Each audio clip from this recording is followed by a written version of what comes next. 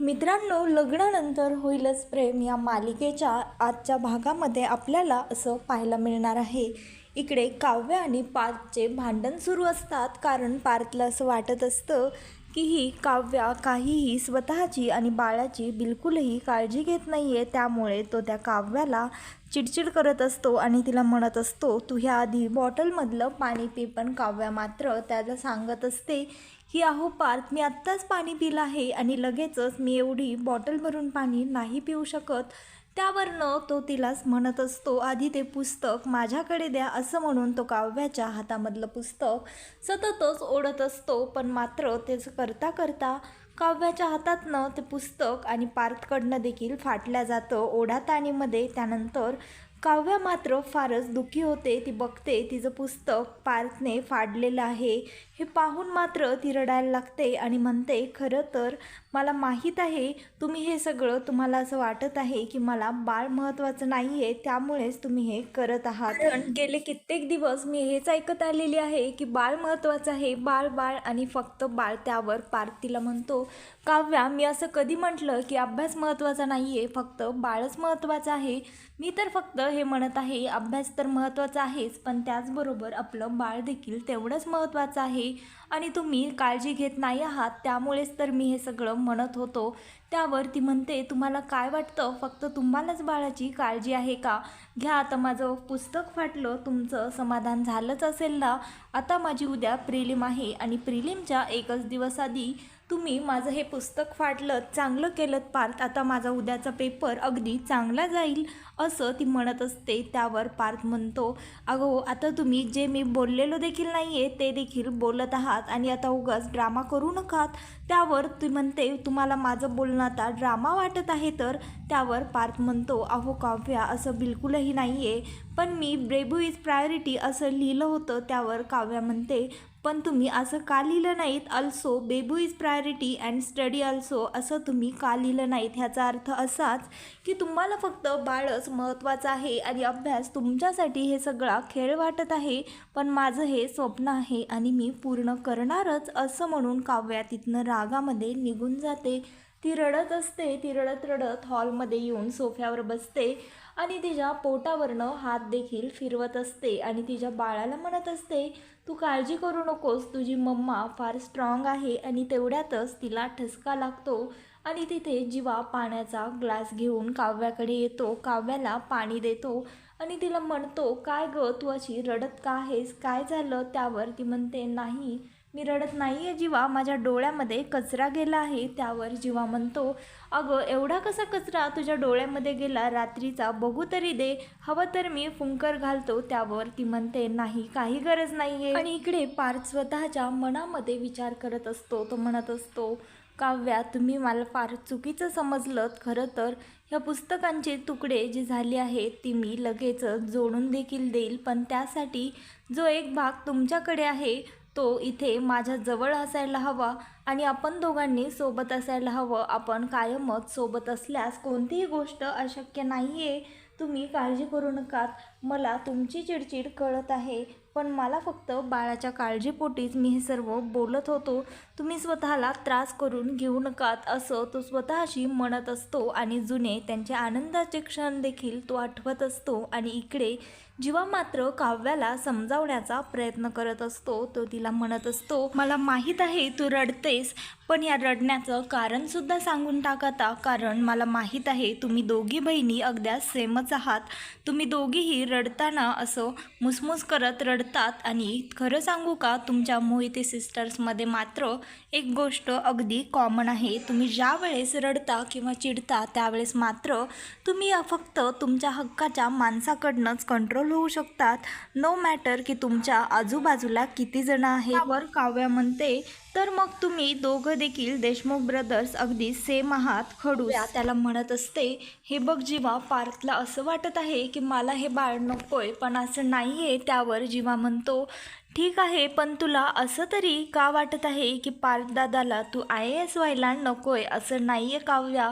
हे बघ, अभ्यास तर फार महत्त्वाचा आहेच, पण आता तूच बघ, तू ह्या आधी देखील प्रिलिम्स दिली आहेस आणि तुला ह्याचा अनुभव देखील आहे. त्याचबरोबर त्या प्रिलिम्समध्ये कोणते प्रश्न येणार आहेत, कोणते येऊ शकतात, कशा टाईप्सचे प्रश्न असतात, हे सर्व तुला माहीत आहे.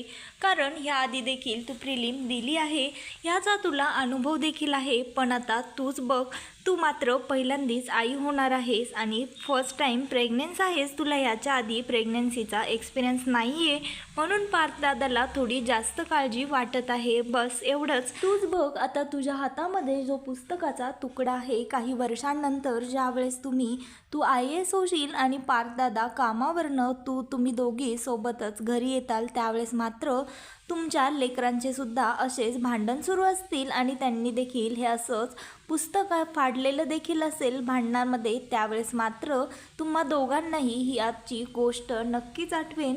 पण मात्र तुला मी एक सांगतो, माझा दादानी तुला कायमच अभ्यासासाठी, तू IAS होण्यासाठी सपोर्ट केला आहे. फक्त त्याला वाटत आहे की तू बाळाची काळजी घ्यायला हवीस, तू अभ्यासामध्ये हलगर्जीपणा करायला नकोस. कसं असतं आम्हा पुरुषांचं, तूच बघ, आता तू आई होणार आहेस, बाळ तुझ्या पोटामध्ये आहे, तर तू त्या बाळाला एक्सपिरियन्स करू शकतेस, अनुभवू शकतेस. त्याचा स्पर्श देखील तुला कळत आहे. तुझ्या पोटामध्ये काय त्याच्या हालचाली मूवमेंट होत आहे, हे सर्व तुला अनुभवता येतं. पण आम्हा पुरुषांचं मात्र असं जरा देखील नसतं.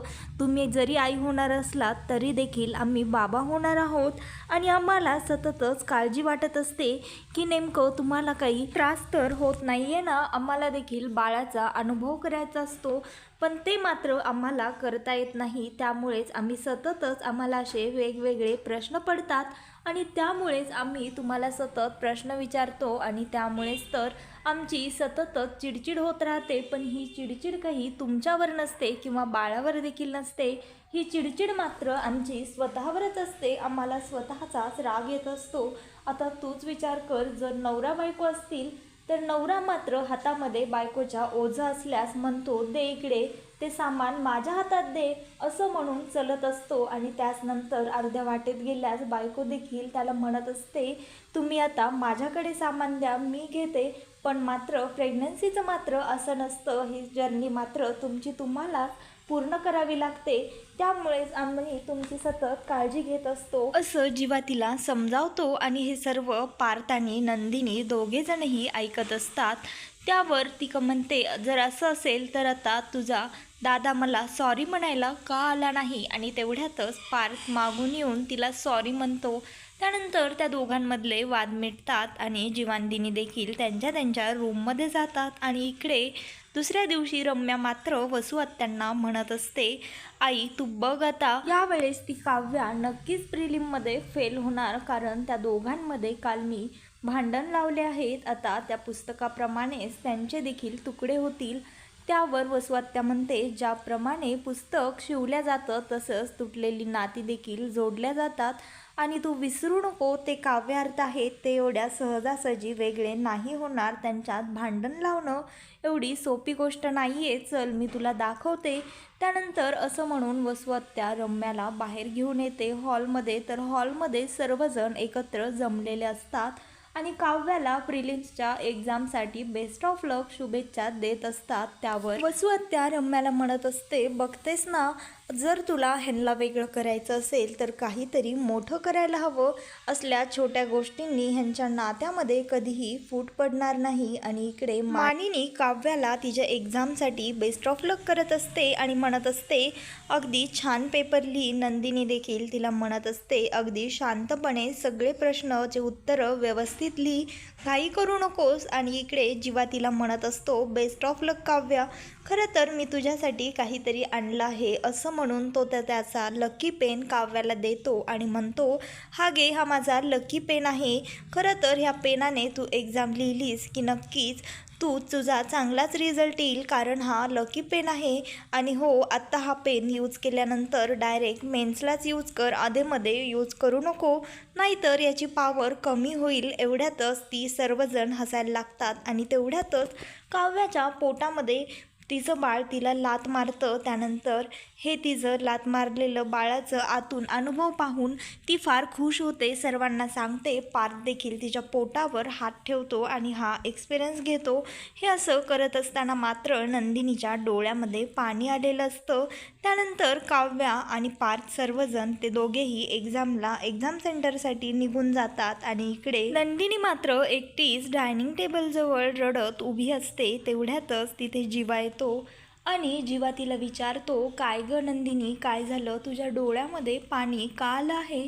त्यावर ती त्या जीवाला सांगत असते, कसं आहे ना जीवा, जरी देखील मला बाळाचं सुख मिळालं, मी एका बाळाची आई जरी झाले तरी देखील बाळ आईच्या पोटामध्ये असताना कसं लाथ मारताना तो अनुभव कसा असतो हे मी नाही अनुभवू शकत. ते अनुभव मी कधीही आयुष्यात नाही घेऊ शकणार, कारण त्यासाठी मला आई बनावं लागणार आणि मी आई कधीही नाही बनू शकत. असं म्हणून ती रडत असते, सॅड होते. त्यावर जीवा तिला म्हणतो, अगं असं काय करतेस तू हा देखील अनुभव नक्कीच घेऊ शकणार, बघ माझ्यावर विश्वास ठेव.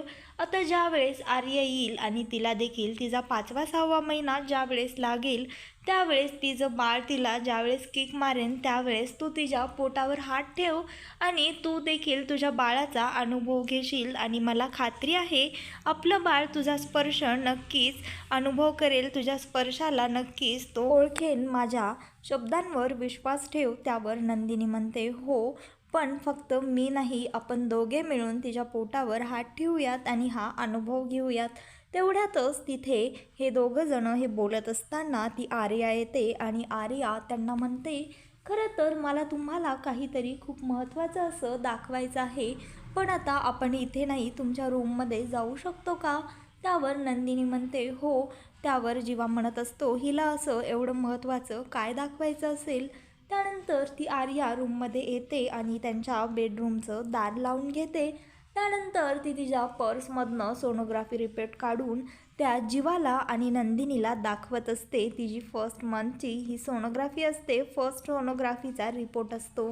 त्यावर नंदिनी हे सर्व तिचे सोनोग्राफी रिपोर्ट आणि सोनोग्राफीमधलं बेबी बघून त्याच्यावरनं हात फिरवून रडत असते. तिला आनंदाश्रू येत असतात.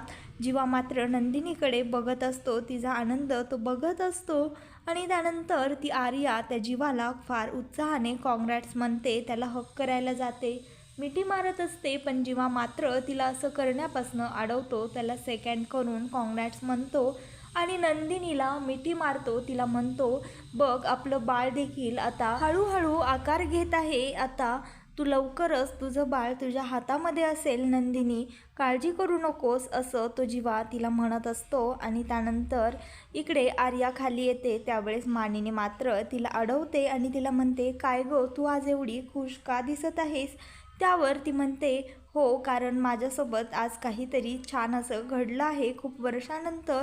तेवढ्यातच मानिनी म्हणते, अगं हो, पण तू अशी धावत पायऱ्यांवरनं खाली का आलीस? तू प्रेग्नेंट आहेस, तू आता स्वतःची काळजी घ्यायला हवीस, आता मीच तुझी काळजी घेते, असं ती आर्याला म्हणत असते. आणि आर्या म्हणते, ठीक आहे आई, तर मग मी देखील तुमच्यासाठी काहीतरी आणलं आहे, असं म्हणून ती तिचे सोनोग्राफी रिपोर्ट त्या मानिनीला दाखवत असते आणि मानिनी देखील ते रिपोर्ट पाहून फार खुश होते.